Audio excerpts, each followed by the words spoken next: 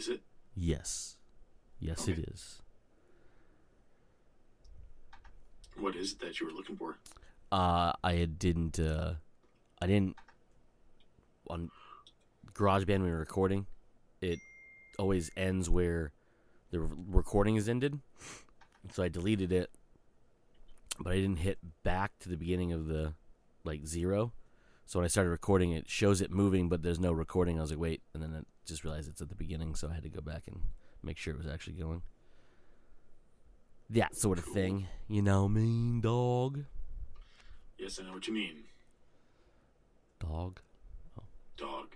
So, Joseph, Yes, Cody. what are we talking about today? Anything you want to. I don't know. Is there anything in particular that has caught your eye over the last week? Yes, Such as? Comic-Con. Oh, that's right. That was this past week, wasn't it? Yeah. Lots of stuff, man. All right. Well, then let's dive into it. So, obviously, San Diego Comic-Con, the world's largest comic convention or pop culture convention nowadays, has just passed. It was last weekend. And you know, just a lot of stuff was dropped and revealed. Obviously, the big mainstay always is going to be Marvel's panel because, well, they usually come with a fire. They usually come touting a lot of news, a lot of updates, and they did this year. But we'll get to that at the end because I feel there's some other stuff we can talk about. If you agree. I definitely agree. There's a few things that have popped up here that could be mentioned. So we'll basically go over the trailers that we got from this here Comic-Con, which was a lot. There was a varying amount of different ones. Well, actually, one of them leads to something I sent you today too, which was the Oppenheimer. We talked about it last week on the podcast. They released a teaser thing for it at Comic-Con, and then today, I don't know if Joe looked at the link I sent him for YouTube. Oh, I watched it, and that is an intense trailer for basically the making of the atomic bomb. Did you notice something special about that video? No, I only watched it once, so I didn't really pick it, and I only watched it on my phone. So it's live. It's a live stream of that video on YouTube. Okay, so I was wondering about the clicker at the bottom. It's a countdown. The countdown. I was like, I wonder if that's live or something, and then I was just put it in the back of my head as I watched the rest of it. It is. So I watched did wonder it. About that. Yeah, I watched it 3 times in a row. Because at first I saw it on Twitter, and I saw it was a link to YouTube. It was live, and I was like, oh, and I couldn't see what the words were because it was all fucking small. So I went to YouTube, and it's a live video streaming on the channel, and it is literal countdown till the release of the movie. Okay, that's cool. Yeah, I was like, what's now? So I was like, is that do you think they're gonna do that all the way through? With this trailer, it seems like they will. Why not? You've already got it set up. Just let it go. But it's kind of a weirdly intense thing to do for this type of property. I could see maybe Marvel doing something like this, but this is such a weird property to do such a countdown with. I just don't think that you're really going to get that many people excited about physics essentially. It's more of a countdown to an event than anything else, I think. Yeah, but this is also one of those things where I would think that most people know quite a bit about. It's not like there's a shit ton of stuff that's still secret about this, as far as I'm aware. And if you are any type of history person, and you've probably watched, stuff on this, so just having it being so explosive, it is a very Christopher Nolan trailer. It is very, Batman, very fuck, what's that other one that he did? Inception, where it's kind of like in your face type of music, very bombastic, very it's showing an explosion, and I'm just like, is it really going to be this intense of a movie? This isn't Dunkirk, where people are going to be like shooting themselves and stuff, like, or not shooting themselves, but they're going to be shooting and action scenes and this and that. This is going to be like, this should be like a very slow burn type of movie where you're just talking about the Manhattan Project. So it seems like it's going to be a very big buildup for possibly something that isn't going to be so action and explosive. That's what I get. That's what I feel. Okay, yeah, I mean, it makes sense. It's just a weird. I mean, you're right. It's a weird marketing thing for such a movie. But it's Christopher Nolan, so I mean, he gets to really get to do whatever he wants. Oh yeah, he can do whatever he wants. I don't care. I'll go watch it. It's a Christopher Nolan movie, and I'll probably enjoy it while a lot of other people shit on it. I don't care. Yup, because it's gonna be good, and it has a fuck ton of people in it. Like, there's so many people in this fucking movie. It's ridiculous. Yeah. All right. Other stuff. Other news. So, did you hear about the fact that in the 34th season of The Simpsons, they're going to have 2 Treehouse of Horror episodes? Yes, and I'm very excited because one of them, actually, no, I think it is both of them, right? Where no, it's just one of them? It's one of them. Okay. Where Stephen King is going to be writing the stories for it. Because I remember I'd have to go back through the article, because I thought it said that he was writing 2 stories. One was going to be a more standard form for the Treehouse of Horrors, where it's like a shorter section, and the second one will be a longer one that they haven't done for Treehouse of Horrors. It's going to be almost like a full episode, I thought he said, but it's going to feature it. Yep. Stephen King's property, It. So I'm excited for that. I didn't realize that it was going to be that they're doing 2 episodes of the Treehouse of Horrors. Yeah. So the first one's going to be the traditional. It's going to be separate vignettes that are running roughly about, I think that said 7 minutes. I think they said, and then the last one, which will be all about focusing around the property It, as Joe just said, and will run 20 minutes 40 seconds long. He says that the fans should be really excited. I am really excited. Yeah, it's gonna be pretty rad. I'm one of the few people that still enjoy The Simpsons for what they are. It's more of a nostalgic thing at this point, but it's something that I will still watch. I don't watch it weekly, but when it does come out and there's a few episodes and it's like I'm feeling that itch, I'll watch all the new episodes and I'll enjoy them. And I really do enjoy the Treehouse of Horror specials. Yeah, that they do every year. And of course, just Stephen King is doing it. Fuck yes, yeah. Yep, it's pretty rad. I was like, okay, all right, let's do it. Yep. So that was pretty cool. Other things, other little things. There's a bunch of shit. We're not gonna be able to cover all of it. But we'll go over the trailer stuff that we shared amongst ourselves a little bit, and then we'll talk about the Marvel stuff, because clearly that was dominant for the releases of everything. So of the ones that I sent to the group that are Comic-Con related, they released a extended version of House of the Dragon trailer that had a little more story in it than the previous full trailer did, but also was jam-packed with dragons. I would hope so. They were dragons everywhere.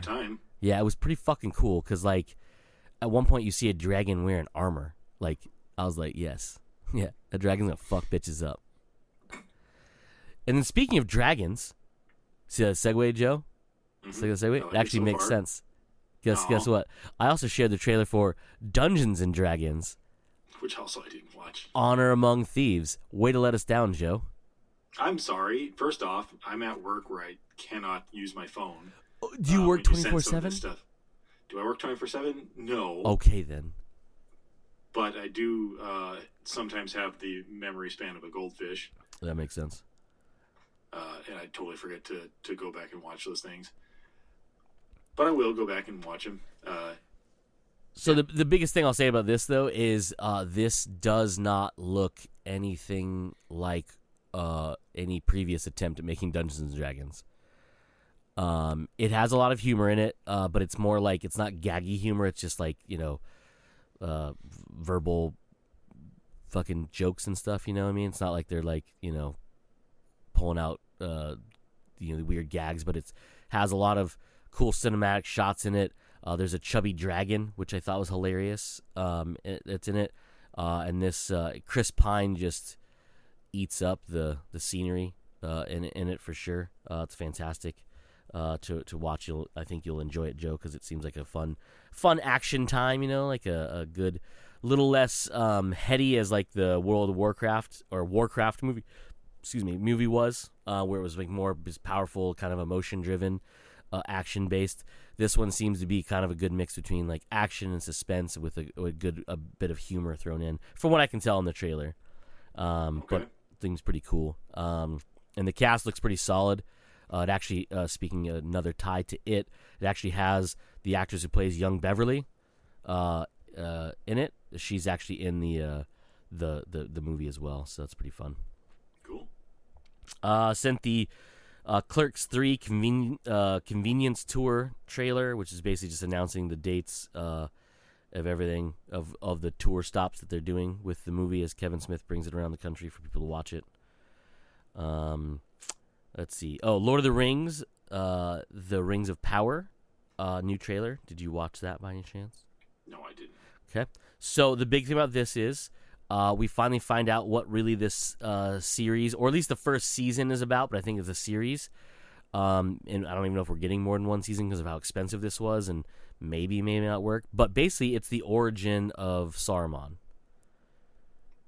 Yeah, that's what I thought we were getting from the beginning. So I never thought about this because I like the movies. I've never been impressed by the books. I think they're very boring. I think we talked about that on here. We have. I get it.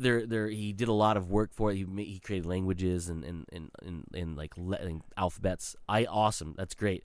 They're just very slow to me, but I do love the movies, even the prequel movies, the Hobbit movies, even though they shouldn't have made them 3. This threw some light on something I never thought of, and it is Saruman was a mortal being at one point. Yeah, he was an elf. So they show him, and he is disgusting looking, but he looks very angry as well. But there's a lot of cool visuals in it. It's just all around. It's probably one of the best trailers that they released so far for it. Obviously, it's more of the story, shows a lot more of the characters, and a lot more of the environments we're going to be in, and teases some pretty big action scenes. It looks like too, so pretty big war scenes with very big armies. So that's pretty neato. I thought. Then we got our first sneak peek at John Wick 4, which I shared to you guys ahead of its release because I'm part of the little fan thing. They sent it to us early. Uh-huh. But it's also the clip they showed or they released during Comic-Con. And it's just a quick, I guess you could say, montage of the characters that are going to appear in the movie. And of course, John appears at the end in a pretty epic turn. Look at his recovery from being, fucked up at the end of that third movie. Mm-hmm. For sure. Yeah. Did you watch that one, Joe? Nope. Okay, fair enough. I was not on the ball watching very many trailers this past week. We'll get to one I know you watched for sure. Are you sure? Yeah, I'm pretty positive. Okay. And if you didn't, let me down. Anyways, is not the one I'm talking about. That will be in a couple ones. But I did send I shared the Shazam! Fury of the Gods trailer. Nope, didn't watch it. Yeah, I didn't think you watched that one because it was around the same time as the other ones. Pretty cool. It shows, obviously, gives us a first look at Helen Mirren in it. and a couple other characters that are the gods that they refer to in it. And obviously shows more the Shazam family, things like that. Pretty cool looking trailer. A lot of cool effects in that trailer too, with like the costume changes and the way they did it with like the lightning strikes and the poof of smoke. Mm-hmm. And kind of rehashed the beginning of the first movie. Then we had the Black Adam Comic-Con sizzle trailer thingy, whatever you want to call it. A lot of the same. It did actually have a lot more footage that wasn't shown in the other trailers. So like there was some other that was people were saying, oh, they didn't show anything new, blah blah blah. There actually was. There was a lot of it was new, and kind of give you a little more of a story-ish element to it. But that movie comes out in a couple months, so I mean, we're not too far away from seeing that because it's in October. So that was pretty cool. And The Rock is just a fucking badass. He did come out in full costume at the panel, which I thought was pretty cool.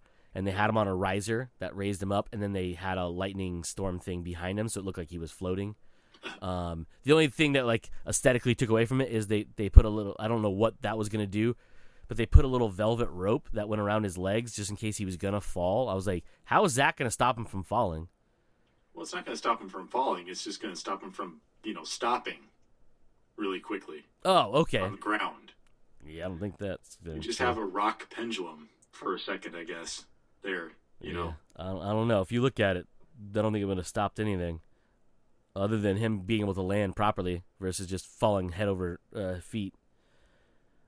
Anyways, so the trailer I think you would have watched, and I could be wrong because I thought you would have watched some of these other ones, but the Sandman trailer that they showed at Comic-Con. I didn't watch it. Joseph, why are you doing this to me, man? You had a knack of like sending all this stuff when I literally cannot have my phone on me at the time. Like I can see the text on my watch. Watch them on your watch, man. That'd be awesome if you could, right? Like just. Actually, I think you can now that I think about it. Can you really? I honestly think you can. Oh my god! Through iMessage? That's fucking cool. I'm about to test this. If I can go back far enough. Let's see. Okay, click on that. It says YouTube. Well, I sent one this morning, didn't I? Yeah, I'm it's loading. It's still loading. That might be difficult. It took me to the actual YouTube website. Oh yeah, because I was gonna say, can you go? But it can't play. Your browser can't support this. It's no shit. It's my watch. I think if it actually shows up as the video in the watch, I can actually watch it. Okay, not a. But that one showed up just as a YouTube link. So I'm scroll. There's Mike's not Beats head or Bluetooth speaker, which I thought that was funny. He says they're knockoff Beats, and you go and look at. I looked up the model number of it, and they don't even look like Beats. I'm like, what are you talking about? It's not knockoff. It's not even Beats. Look at the logo that's on the box. It looks like a Beats logo. It does look like a Beats logo, but you look at the actual product, and it looks nothing like it. So that the Samaritan shows up as an actual YouTube link for some reason. Oh, weird. So I can't watch that. It looks like they're all just showing up as YouTube links. All right, never mind. Don't watch on your watch then. I swear that it is possible in certain circumstances. Maybe one of those. If you like sent me, like a video through I took with my phone or whatever. Yeah, I know videos through your phone will show up, but like Apple trailers or something like that. Maybe if you sent like an Apple trailer, it'll actually play it because it's Apple. It's true. This is a YouTube link, which is weird because I would think that if you could play it on your phone in the app, you would think that you could just play it on your watch. Yeah, but I guess not. Anyway, stop scrolling there because that's too far back. Way too far back. Way too far back. Like I was into yesterday's text. That's how far it went. Oh, Lord. I know. Oh, Lord. So many texts. Oh, Lord. Oh. All right. So that was the only other trailer I sent was going to lead to the bulk of what we're going to talk about, which is the Marvel panel. Oh, I thought you were going to say Pinocchio. We're just going to talk about Pinocchio for the rest of the... Well, Pinocchio didn't come out from Comic-Con, I don't think. They might have shown it there. I just know that trailer popped up yesterday. Because I was going to say that is the trailer that I did watch. Yeah. Okay, good. Good you watched that. Out of all of those, I watched Pinocchio because it you texted it right when I had my phone on me that I could actually watch it. And so I watched it. And that's why I said it looks like James and the Giant Peach. Well, you ain't wrong. You ain't wrong. No, I'm not wrong. And I never looked up to see if they're made by the same production company or if it's the same anything at all. But it looks like it. It's stop motion. It doesn't look like it because it's stop motion, but that stop motion. It's the aesthetic of the characters. Same aesthetic. Yeah, it's the character designs that are as James and the Giant Peach. Yeah, very much so. Very much so.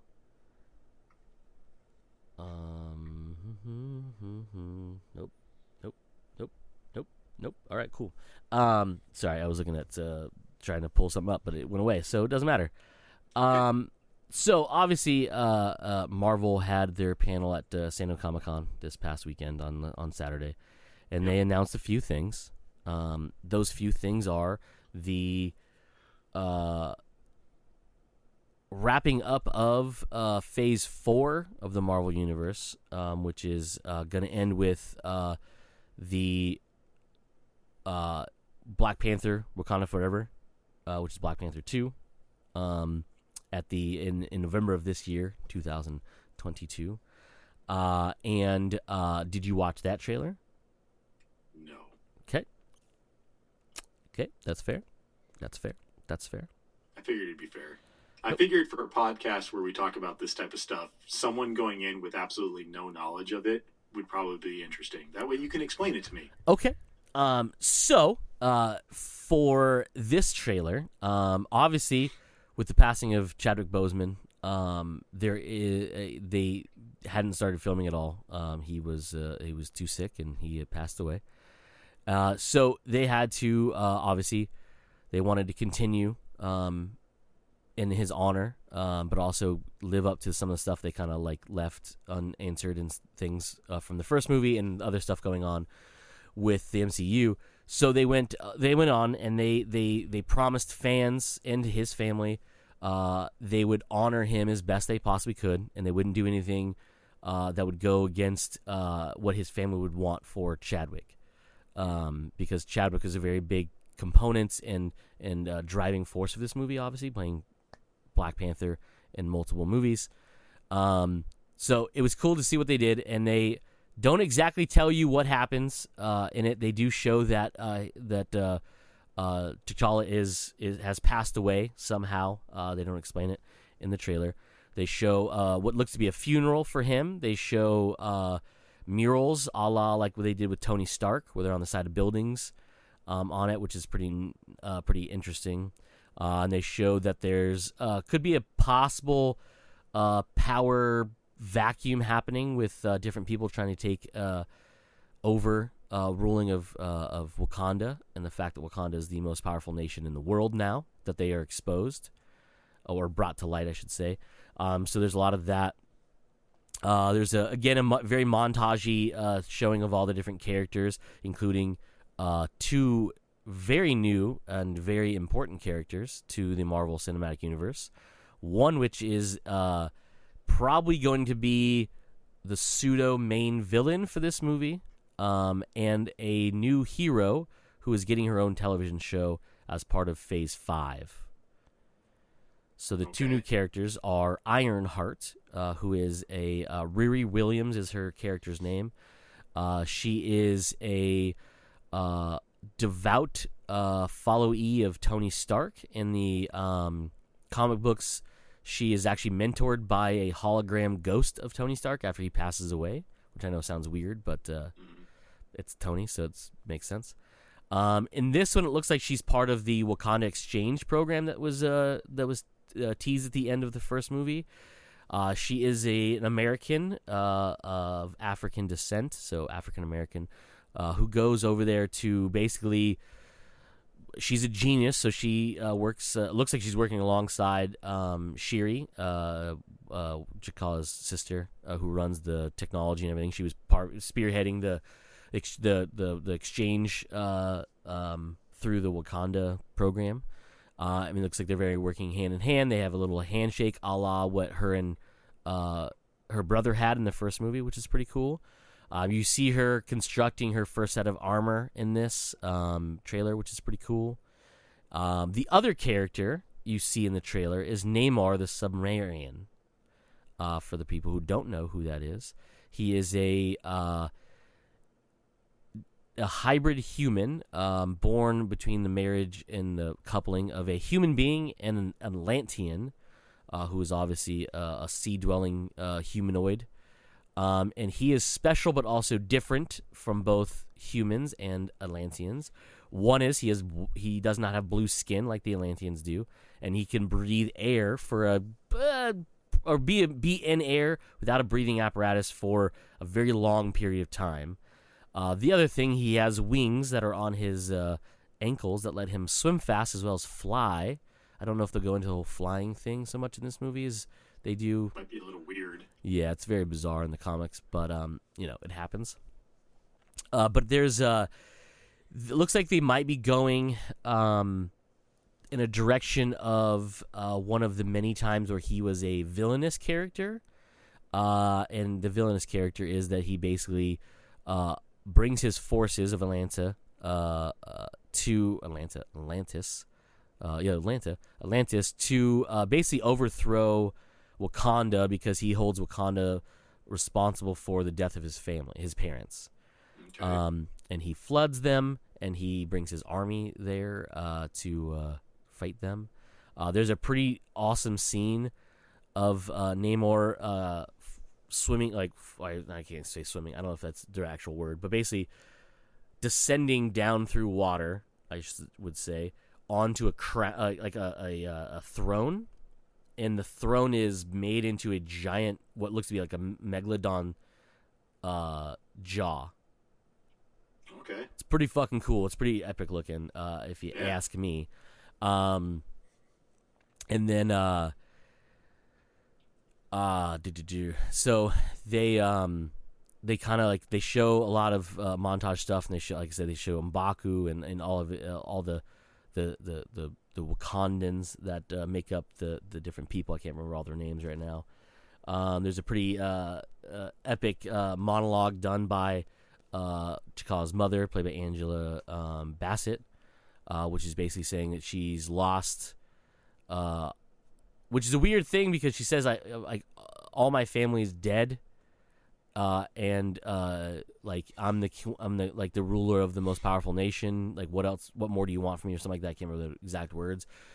But her entire family's not dead, as far as I know, because Shuri is still alive. Right. So that's weird. But yeah, so there's that. There's a lot going on in the trailer without like really telling you too much, other than the fact that like something is going on, because you see that Atlanteans are on the shores of Wakanda, and they are in Wakanda, and then M'Baku like attacks them, which is fucking cool because he's jumping out of the air with his little club thing at him. There's a really cool scene of Namor with a couple, handful of other soldiers, and some Wakanda planes are coming by, opening fire, and all of them dive out of the way. He just stands there because he's actually invulnerable. Like, he can take shots like bullets. Like, his skin is impenetrable. So he's just standing there unfazed completely, and they're all diving out of the way, and sand's flying up around him. It's pretty epic shot. And there's a lot of other things in there. And then the trailer ends with a superhero landing of someone in a Black Panther suit. To me, it looks very feminine, the body shape, but it is colored much like Eric Killmonger's suit from the first movie with the gold inlay. So it's very interesting to see that. Obviously, we don't know what happened to the suit he was wearing at the end of that first movie. We don't know if he was buried in it, which I doubt very highly, because it's a very powerful weapon to be burying in the underground somewhere. But you see them, they pop their claws and you can see their gold, but like I said, it's very effeminate body shape that could just be like the angles and stuff, but I don't know who it's going to be. I can't make a anything, because at one point in the comic books, Shuri did take over the mantle of Black Panther at one point. Then she had her own version of it that she had. Obviously, Eric Killmonger took the mantle at one point. So it could be, because there's even a storyline where Killmonger's followers resurrected him and he came back.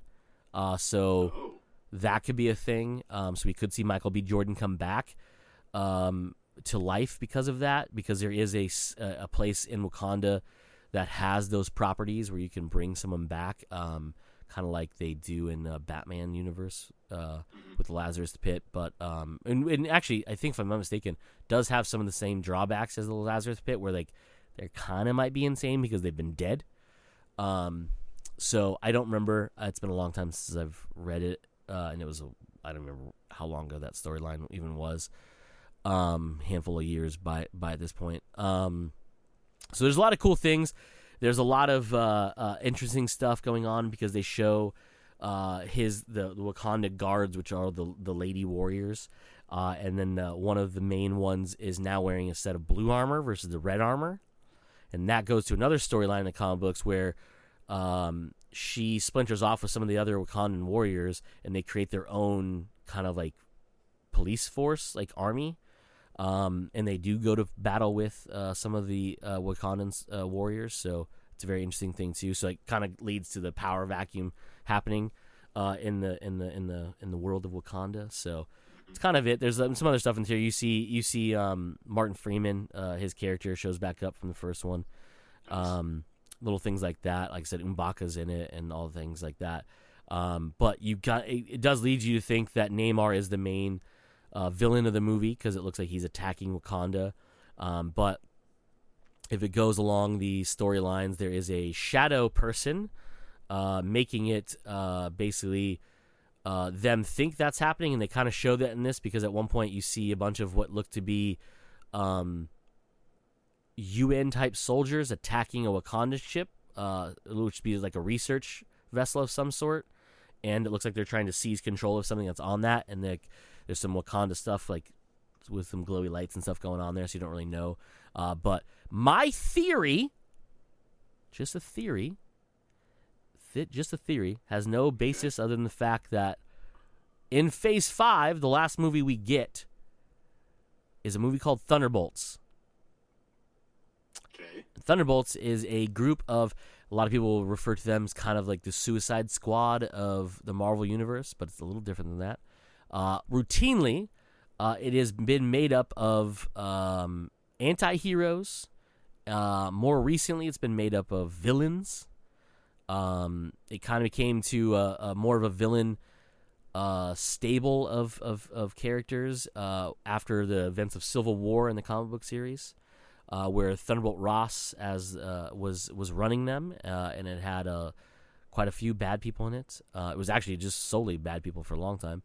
But the other versions of it has been Red Hulk, which we know is a thing that people has been rumored that we'll be seeing in there, which would be fucking cool as shit. Yep. One of the most famous groups of it is very similar to what, if Joe remembers, the X-Force, which is a group that was Black Ops. They were kind of sent in to murder people who need to be murdered, kind of off-books thing. And they were like, it had Deadpool, and they had Archangel in it, Wolverine, Punisher at one point was in there. So Thunderbolts is a lot of that. It did have Punisher, it had Deadpool in it. I think Wolverine was one part of it at one point. A couple other people like that. So it's interesting. We don't really know where it's going at, but we do know that in the events of Captain America: The Winter Soldier, or Falcon Winter Soldier for some, Captain America: Winter Soldier if you finish the series, has to do with that, which actually has to do with another movie in Phase 5, which is Captain America: New World Order, which we'll go over all those in a minute. And I have a feeling it leads all to what is revealed to be the main bad guy or evil force behind the events of Black Panther: Wakanda Forever, and that is Valerie, whatever her name is, I can't remember her whole fucking name, played by Elaine from Seinfeld, who made multiple appearances in Captain America. She also made an appearance in the Black Widow movie. If you've never seen that, she's at the end of that. Spoiler alert, from a movie that came out 2 years ago, or something like that. See it. And it also Is it made available for free on Disney Plus yet? It should be, right? Oh yeah, it's on there. Yeah, for sure. Okay. And then she, I believe she doesn't make an appearance in the Hawkeye show, but Yelena does. Yelena is who she's interacting with at the end of Black Widow. So I think she is still working her evil mojo, and she is coordinating to steal technology and making basically a shadow war between Atlantis and Wakanda by basically like orchestrating some propaganda bullshit, making Namor rise from the deep and attack Wakanda, and Wakanda obviously is going to fight back. While they are fighting, she can slip in with her people and steal a bunch of stuff that they can use. So that's my theory. It makes sense. Anyhow, so that's the trailer for Black Widow. That's the only Marvel... Black Panther. Or Black Panther, sorry. Black Panther, Black Widow, Jesus. I looked up and I saw Black Widow on my screen. That was the only trailer we were released... that was released to the public outside the Hall H presentation.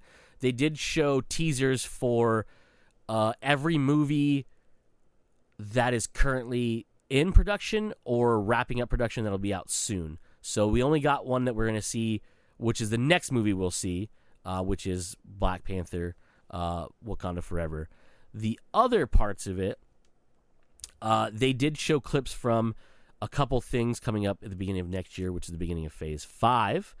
And Joe, I know you're going to ask, Cody, what's in Phase 5? What is in Phase 5? Oh, let me tell you real quick.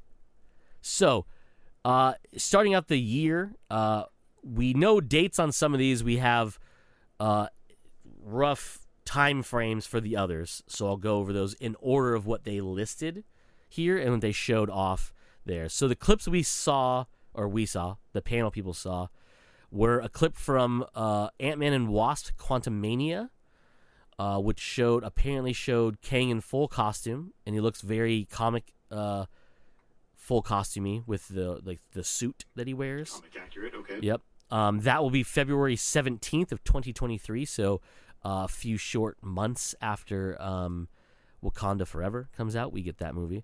Then spring of 2023, which is around that same time, because spring is around February, March, April area, we have Secret Invasion on Disney+.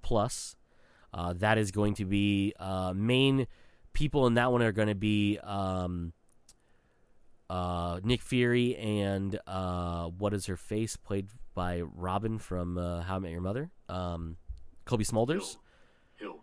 Yep, Maria Hill. Thank you, Joe, for jogging my memory. So that'll be their next thing after that. And Secret Invasion is basically I think they're going to intro the way that we're going to see the Fantastic Four, because it has to do with the Skrulls, and the Skrulls are a very big force with the Fantastic Four, and I'll get to more about the Fantastic Four in a minute. So that's kind of cool. So that's to be a cool little maybe at the end of that we might get a little tease of Marvel's first family in that one. Then next up we have a thing that make Joe quite happy, which is Guardians of the Galaxy Volume 3, which is the end of the Guardians of the Galaxy franchise as confirmed by James Gunn. And that is May 5th of 2023. That same summer, we get a look at Echo, the series, on Disney+, which is a spinoff from the character featured in the Hawkeye show. And it has been confirmed that Charlie Cox, the busiest man in Marvel history, is coming back as Daredevil in multiple facets. One of them is he will appear not only in Spider-Man, the last movie we saw, but he'll appear in Echo. He'll also appear in something else that I'll bring up in a minute, and then something else I'll bring up in a minute. Yep. But we'll get to there in a second. Okay. So next up, we have another couple things popping up in the summertime, which the first thing is Loki Season 2. which actually has multiple episodes, directed by our good friends of the podcast and my cousin, Justin Benton, and his working partner, Aaron Moorhead. Nice. In July 28th of 2023, we have The Marvels, which is the sequel to Captain Marvel, which is also a sequel to Miss Marvel, the television program that apparently nobody watched on Disney+. I haven't, watched it yet. A lot of people have not, because they didn't interest them. But just so you know, I'm not going to spoil it. There's a very big cameo at the end of it. It's not that it's not interesting to me. It's just that, I don't think Disney has really advertised it as well as some of their other properties, at least in my circles. So I keep forgetting about it. Yeah, they didn't. Anyway. They didn't do a very good job of advertising it anyways, because it's more targeted towards young adults, but it really isn't. I mean, it is, but it's not. It's just comic fans in general kind of shit on it in the most part. Anyways, then in the fall of 2023, we have the announcement of November 3rd of 2023 is going to be Blade. Nice. The movie starring Mahershala Ali, I think is how you say his name. I can't actually know if I said it right or not. And then also the fall of 2023 is the Ironheart television program on Disney+, which I mentioned earlier during the Wakanda Forever trailer. You meet Riri Williams, who's a character named Ironheart, who will have an Iron Man-ish suit on. So that'd be very interesting how they do that. And then the winter/beginning, so winter of 2023 and beginning of the year, winter of 2024, we have Agatha, Coven of Chaos, which is a spinoff of the WandaVision character, Agatha. So that'll be then. Then spring of 2024, we have another television program on Disney+, which is called Daredevil Born Again. Nice. Live action sort of reboot, but not really reboot because they're continuing on, I guess. But if it uses the, it's very interesting. So if they use the title that they're using, which is a Frank Miller comic book, or story arc, I should say, called Born Again, it is, and this could be what they're doing because of the events that's happening in Echo, and a couple other things. One thing that's on here, which I thought was we didn't get, I forgot to mention earlier. Part of Phase 4 is going to be She-Hulk, and it has been confirmed because the newest trailer actually shows Daredevil appears in that as well. Yes. And him and her obviously have something in common, not like her and the Hulk, but they are both lawyers and they both have super identities. Hers is not exactly an identity because everyone knows who the fuck she is. But not exactly secret identities. Yeah. So like I said, Charlie Cox is one of the busiest people in Marvel right now. He's I think he's busier than Tony Stark and Robert Downey Jr. because he's in, not only is he in his own show again, he's in Echo, he's in he's in She-Hulk, right? He has this show, which is 18 episodes long, by the way. Good. Yep. And he's going to be voicing Daredevil in the new Spider-Man cartoon called Freshman Year. Good. He's a fantastic Daredevil. So, yes. Yeah. So that's pretty rad. So back to what I was saying. If they go by the title Born Again is reference to a comic or a Daredevil story arc written by Frank Miller, where Kingpin discovers the identity and releases that identity of Daredevil being Matt Murdock. And it basically ruins Matt Murdock because of all the vigilante stuff he's doing. Ruins his business. He loses all of his money, and he has to basically rebuild both himself as Matt Murdock and Daredevil, while trying to, obviously stave off people from killing everybody he loves and knows. Yeah. So I think that might be the way they're going because of the time frame. So we have him appearing, by the way, in a very comic accurate To Reborn of a red and gold outfit in the end of the She-Hulk trailer. Oh, nice. So that's pretty rad.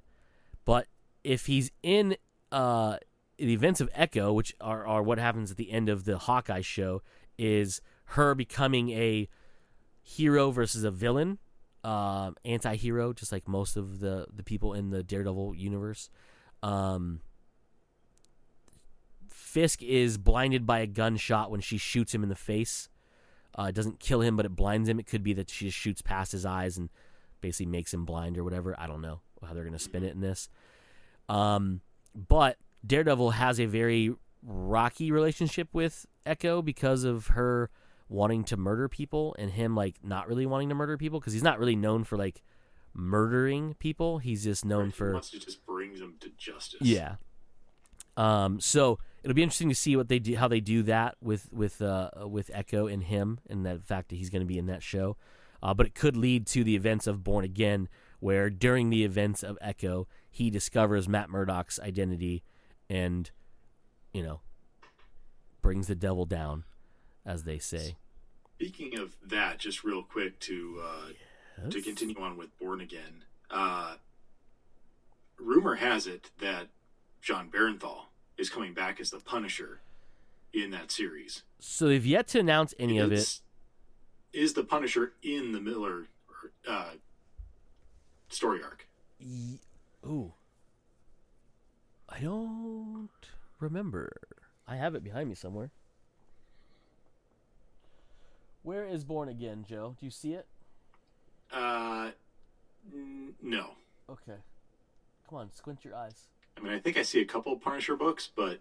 You do. But I don't see Daredevil. Donatello, get out of the way.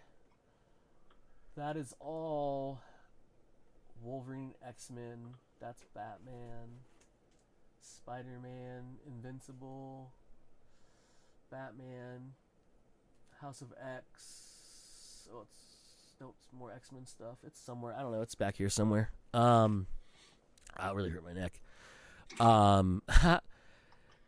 And yeah, I have to look that up, Joe. Tell you the truth.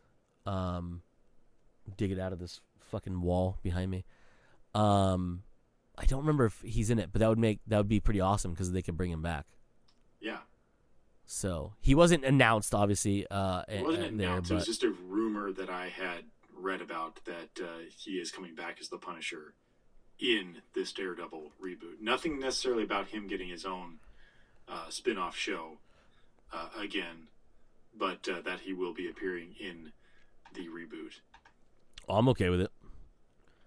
Oh, I'm absolutely okay with it as well. I'm just a little surprised that they are going forward with it, just with some of the events that have happened in real life over the course of the past couple of years. But, yeah.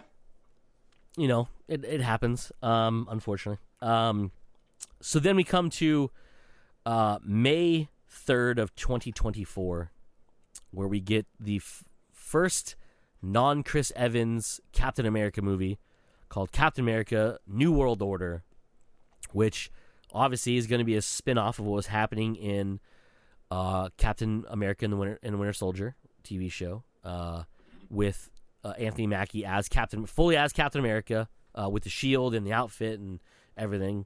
Hopefully Bucky too. We'll see how it works out. We don't know yet. But he was very integral in what happened, so maybe they'll bring him back. Who knows? And that will, I believe, because the next movie after that, which is in July of 2024, is what I was talking about earlier, which is Thunderbolts. And those two would be, it makes sense for them to be next to each other because they would have to do very much with each other, with the things like the Sokovia Accords, from the multiple movies that it was featured in because of the events of Civil War. And the events of, obviously, that happened in Captain America and Winter Soldier television program with the group coming, rising up, trying to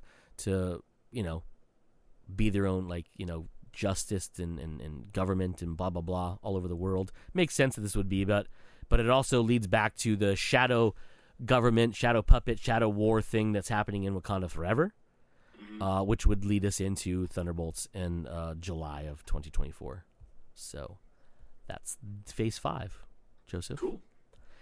On to phase 6, which they also did announce. They didn't announce all of them. There are a total of 11 things. Only 3 were announced and given dates. And yes, all 3 were given dates. And 2 of the 3 things are Avengers movies. Yes, Joe, you heard that right. I said the words Avengers and the word movies. Yep. And they are merely, they are just mere months apart. But I'll start at the Wow. beginning of Phase 4. Or Phase 4. Phase 4. It's funny because it actually starts with a 4. Phase 6. So we actually have a fall of 2025 or 2024 date listed. We do not have a title for it. It just says fall 2024, and it lists it's a marker just like the other movies and other TV shows. It's a marker, so a placeholder for something that's going to happen around that time. Mm-hmm. Shortly after that, on November 4th of 2024, remember we ended in July of 2024 with Thunderbolts. We jumped to an actual date of November, I can't read the number on there, something of 2024, which is Fantastic Four. Nice. So a lot is up in the air about what's happening in this movie because we don't know who's in it. We don't know who's directing it. We don't even know who's writing it, I don't think. Mm-hmm. There are rumors, obviously, of because of his appearance in Spider-Man or in Doctor Strange in the Multiverse of Madness, that Jim from The Office would be reprising that cameo / appearance as Reed Richards, Mr. Fantastic in the Fantastic Four. A lot of people say this because the logo they use is very similar to the logo he's wearing. But that's just Fantastic Four. It makes sense so. that they reuse him anyway. Yeah, I mean, it makes sense. Will he direct it? I don't know. Will his wife, a real life wife, be his wife in the movie as Sue Storm or Sue Reed, depending on Richards, is depending on what phase they are in them being married or not. But that will be happening. Awesome. There are a lot of rumors. Obviously, Jim, as I like to call him because it makes Paige happy. John Krasinski and his wife are not unfamiliar with working with each other as on-screen coupling, as well as actress and director, because he did the Quiet Place movies with her. So that's a thing. So those two are very rumored. Obviously, it'd be cool to see them because they're both excellent actors and actresses. And those characters are very iconic, so it'd be nice to have established actors in those roles, especially if you're building a franchise going forward with them. But the other rumor I heard was Jason Segel, who, if you don't know the name, I will give you some stuff he's in, as Ben Grimm. And Jason Segel has been in things like Forgetting Sarah Marshall, How I Met Your Mother, amongst many other things that have to do with Judd Apatow and his friends. But Jason Segel has been rumored to be cast or being talked to cast in the movie as Ben Grimm / The Thing. I don't know how I feel about that. I don't either. So the thing is, we haven't really had. So Michael Chiklis, as I like to call him, I'm pretty sure that's not how you pronounce his name. They should bring back. He did an amazing job as Ben Grimm, The Thing. Obviously, the piss poor suit they put him in, especially in the second movie, was a tragedy in its own right, because you could see the seams and also you could see where it folds from his different limbs, and his weird watch they gave him that clearly is covering the link of a glove. Any whoosies. So yeah, he did a great job. He's a little bit older, obviously, than the other two, which you could write in the script being just like an older, like, uncle figure, whatever, right?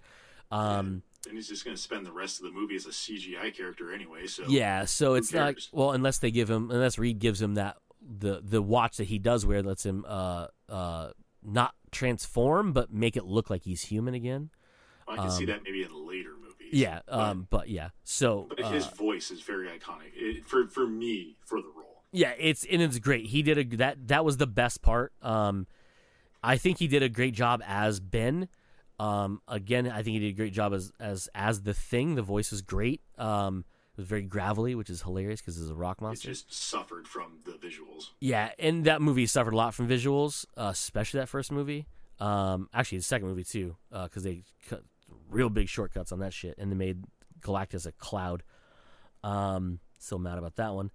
Anyhow, so that's been announced. Again, we don't have any details yet. We have lots of rumors.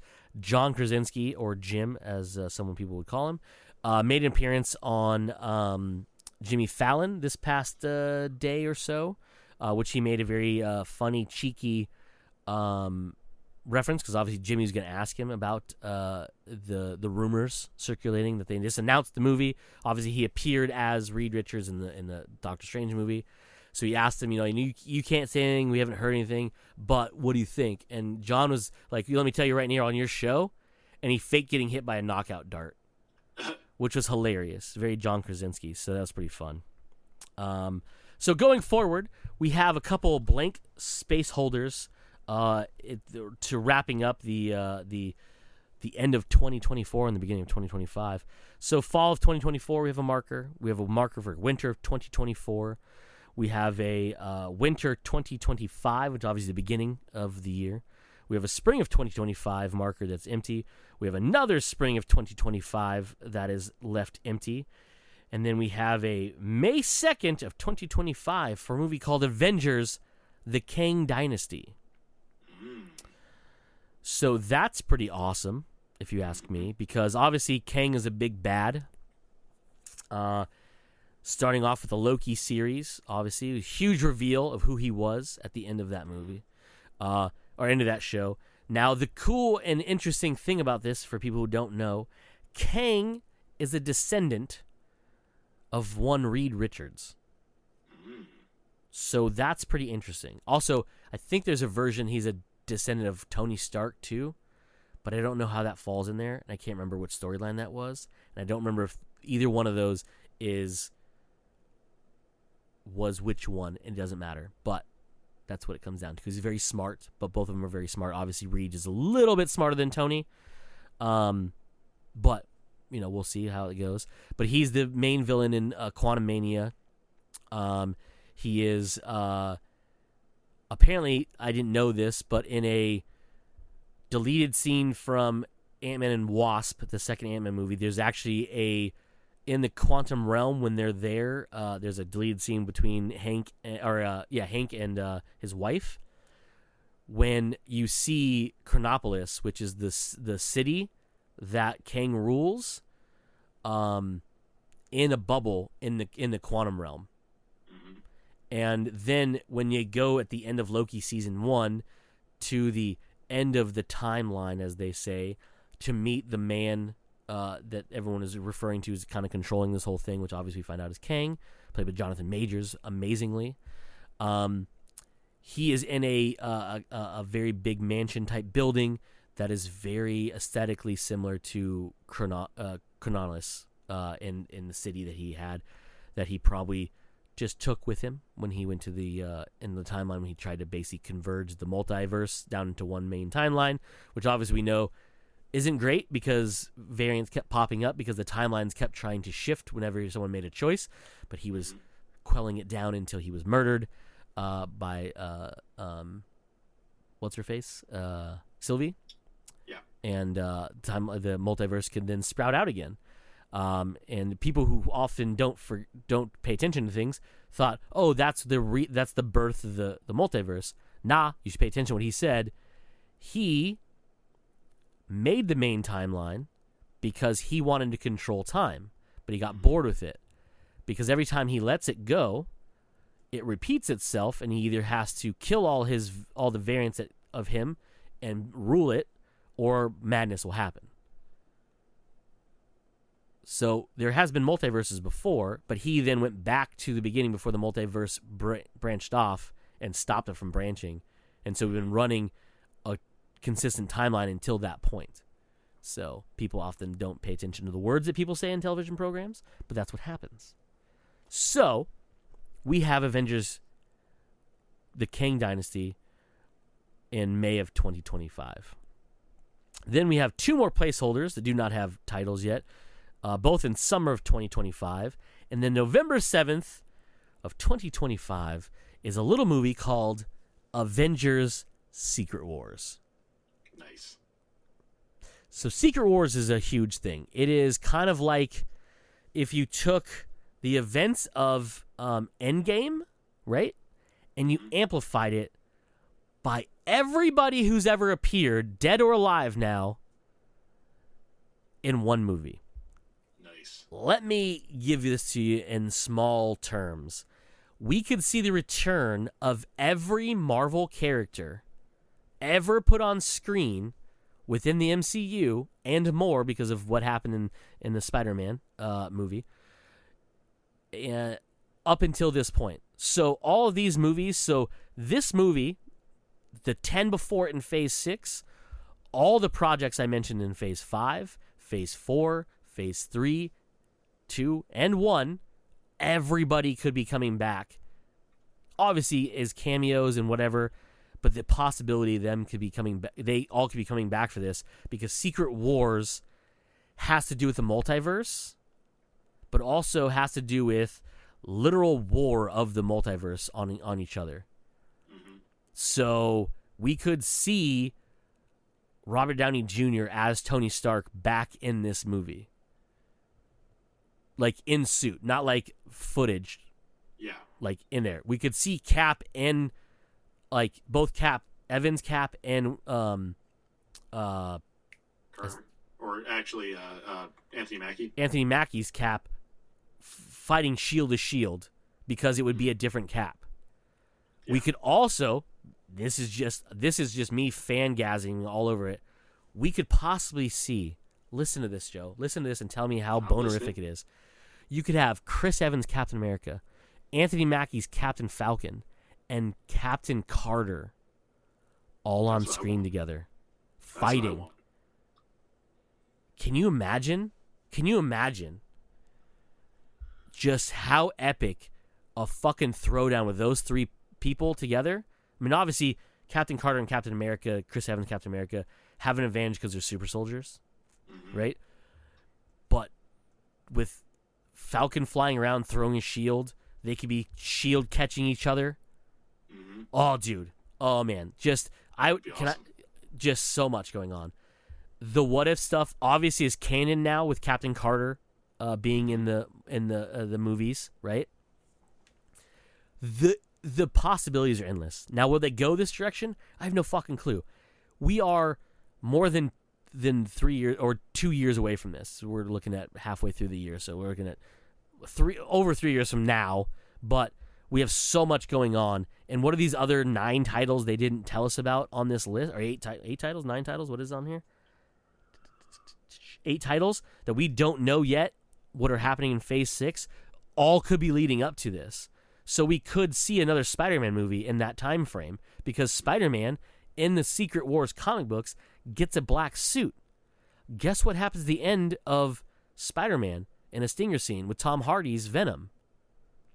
Part of the symbiote gets left behind in the 616.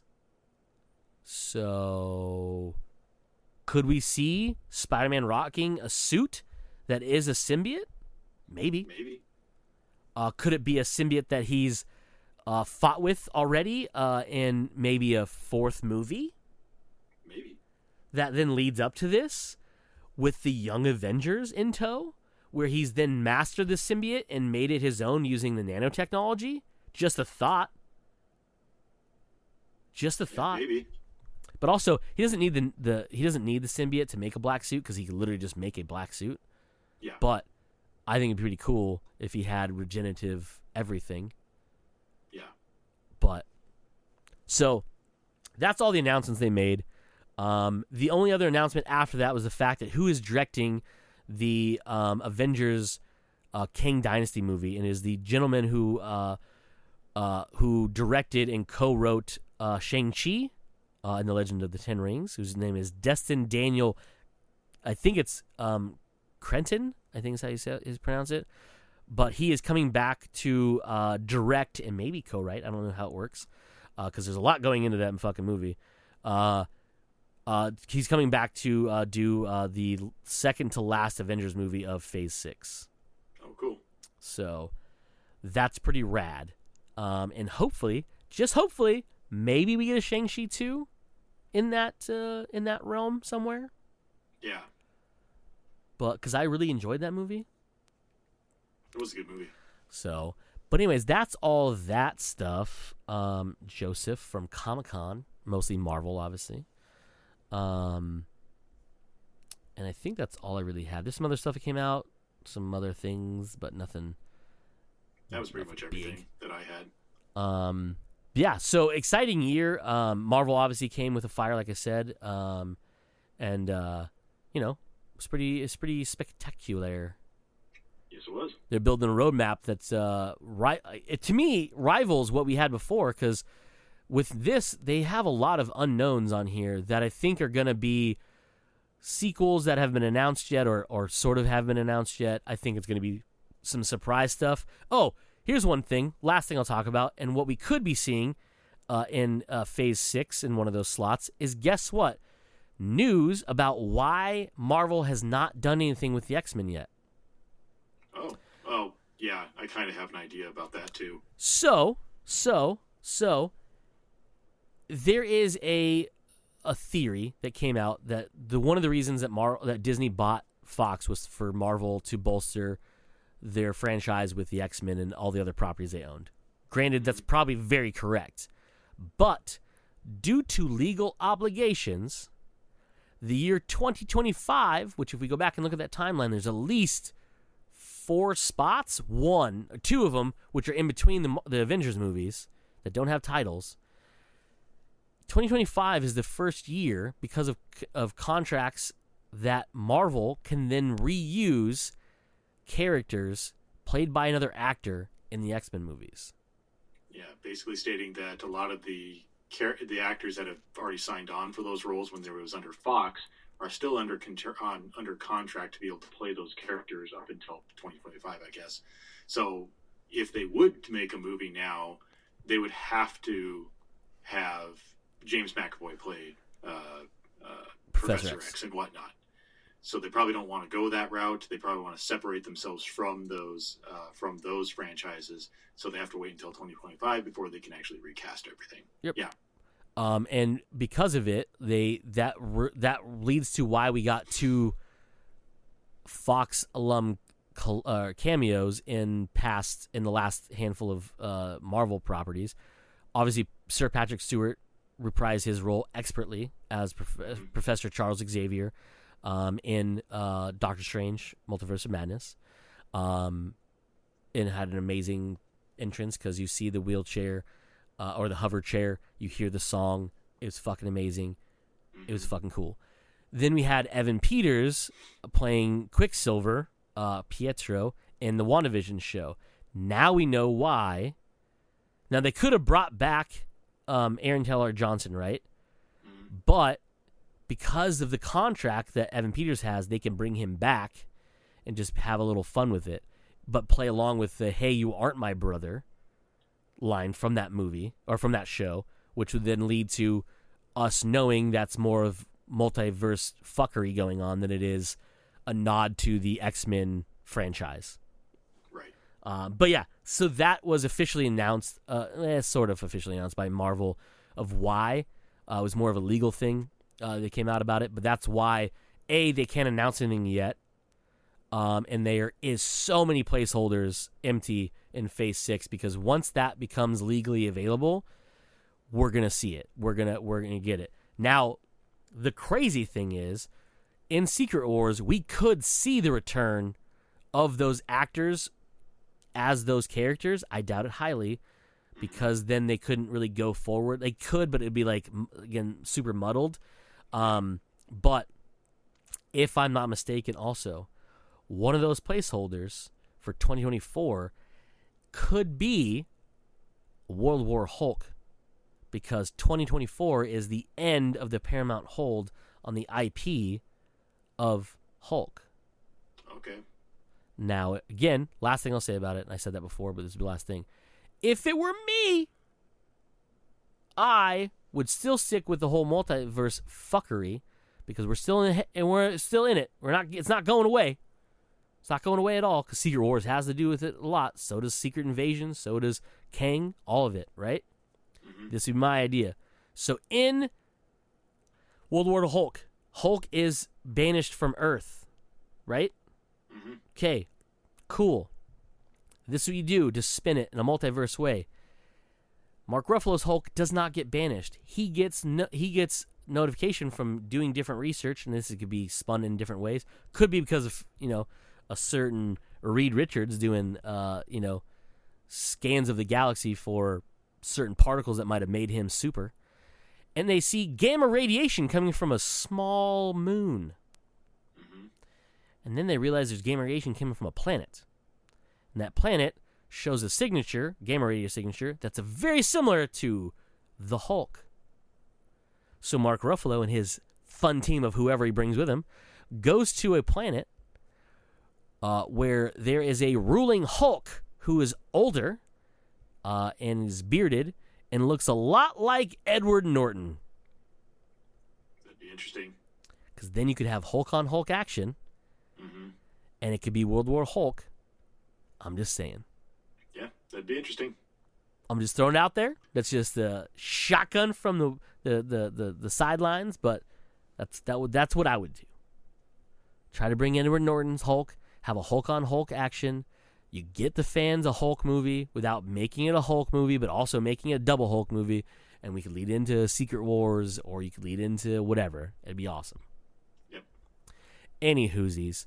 That's it. We've been over an hour. I did not realize that. I'm sorry, Joe. You have things to do, places to go.